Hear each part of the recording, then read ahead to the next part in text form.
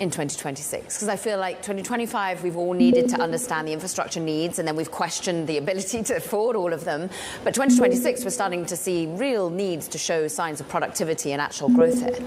Yeah, I think we're just starting to see the use cases build for AI, and we're starting to see it across the economy, right? Certainly tech is one of the early adopters for AI, but we're seeing it across the consumer space, across financials as well. And I think as that continues to build, that continues to increase the use cases and the proof that AI is going to be ubiquitous across the economy. But also, I think, similar to a bit of the concerns we had earlier this year, we need to see that companies still continue to invest in AI, and they still see the returns from that being beneficial to continue the spending. Have you done much analysis on what that actually means for the labor outlook? Because we've had Howard Marks saying this is sort of a disaster, basically, for the labor market, all of this AI focus. But we've had perhaps what people call AI washing, and people liking to blame job cuts on AI, but we're trying to actually discern how much it really is happening. Yeah, I think it's hard to say right now how much of the job cuts so far have been related to AI. There's some surveys certainly that suggest that some of the job cuts have been specifically related to AI. I do think there will probably be a period of digestion in the workforce. It's hard to say over the near term what the displacement is going to be. Over the long term, I imagine, like many sorts of technology innovations we've had over time, that this will probably be a net positive over a longer period of time for jobs. So you're looking at your portfolio, aligning it for 2026. Is it going to be the same winners? Is it going to be the infrastructure play, the NVIDIAs, the chip makers, or is there now more of a shift for your mind's eye of getting into where the productivity actually happens, where the applications happen?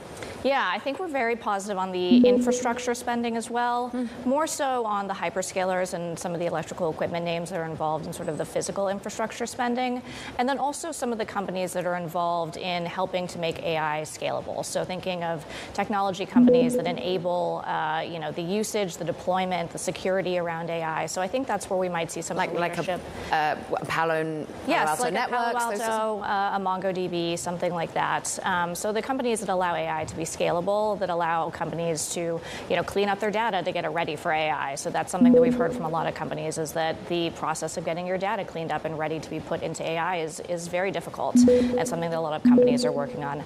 I don't know that the productivity benefits, I think that's something that's probably still a little farther out, but it will be very widespread when it happens. What about the end of year concerns around circular financing, about exposure to OpenAI and whether or not it can hit the revenue run rate that it's going to, and indeed our desire to be more discerning, really, about specific names? Yeah, I actually think that the market being discerning about these names is a good indication that we're not sort of in a bubble territory right now, right? If we think about what happened back in the late 90s and 2000s, we were not concerned about whether or not companies were generating free cash flow, what the returns were on their investments. The fact that we're concerned about these, I think, means that the market is pretty healthy in the way it's thinking about investing in AI.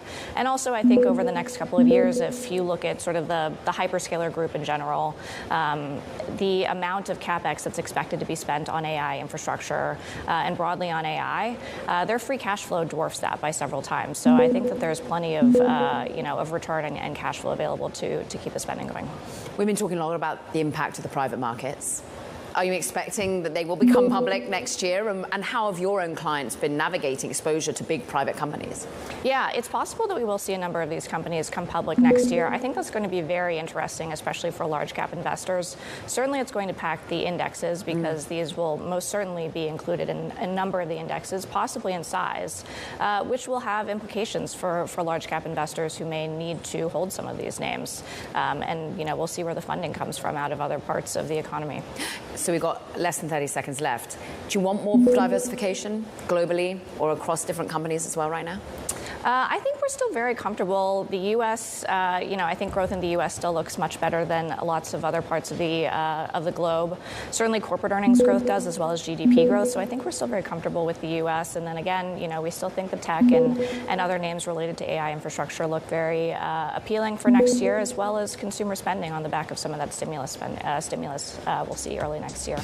Come back early next year, we hope. Tiffany Wade, we wish her a very happy holidays, Senior Portfolio Manager over at Columbia Threadneedle Investments. Meanwhile, that does it for this edition of Bloomberg Tech. Don't forget to check out the podcast. Find it on the terminal, as well as online on Apple, Spotify, and iHeart. Have yourself a wonderful weekend. I'll see you back, same place, same time on Monday. This is Bloomberg Tech.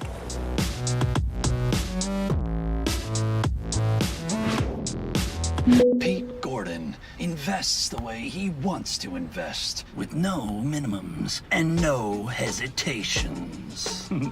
I'm taking the train tomorrow. It's like 30 minutes from your house. 40. Oh. Talk about easier investing. Global electricity demand is set to surge 75% by 2050. Infrastructure alone won't keep up. To power the future, we must change how energy is used, not just how it's generated.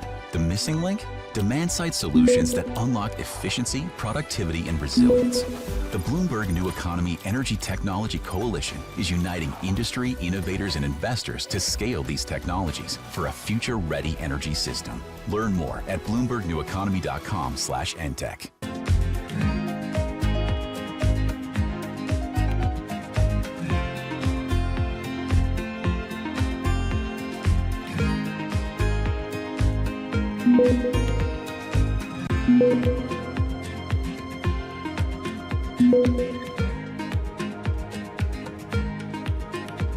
Power Players is back to take a look under the hood of the business of Formula One.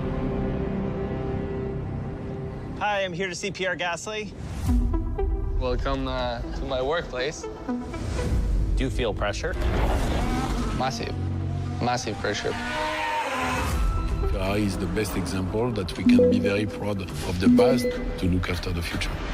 From the iconic brand setting the standard, Oh boy. can you imagine Ferrari without racing? No, and I say no, no, no. To the newcomers forging ahead. I grew up my whole life racing against the boys. This global phenomenon continues to chart new territory. This was a tennis court 8 days ago. can't even believe